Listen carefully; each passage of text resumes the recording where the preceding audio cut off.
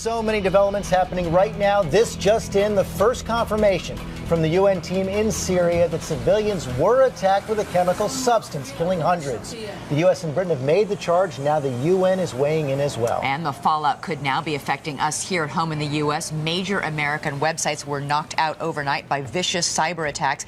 Big concerns that financial institutions could be targeted. The New York Times hit yesterday a Syrian hacking group taking credit.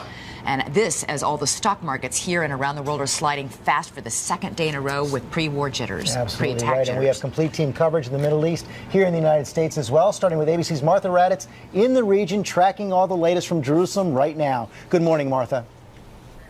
Good morning, George. The U.S. has a slew of evidence about this chemical attack, including intercepted conversations between Syrian commanders. The U.S. and its allies have had massive surveillance operations aimed at Syria since the conflict began, focusing especially on its chemical weapons stockpiles, which contains hundreds of tons of mustard and sarin gas. Satellites and intercepts have been monitoring whatever possible. ABC News has learned that part of the intelligence the U.S. has gathered in the apparent chemical attack of August 21st came from just such an intercept, one with a Syrian commander. Foreign policy reports that one panicked call was between an official at the Syrian Ministry of Defense and the leader of a chemical weapons unit.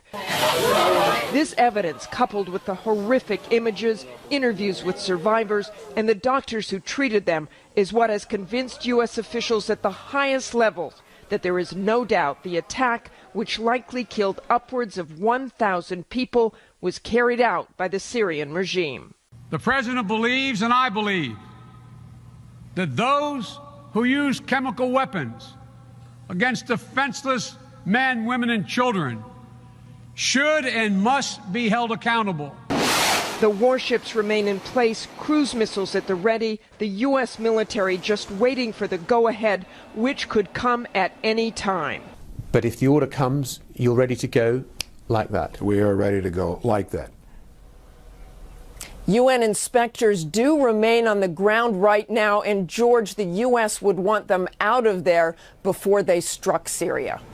Okay, Martha Raddatz, thanks very much. Of course, as she said, this could come at any time. What we're waiting for from the White House is the final intelligence report to come out. And when there's a strike, of course, we'll hear from the president as well. Important because in the aftermath of the Iraq attack, there was a big discrepancy on chemical weapons.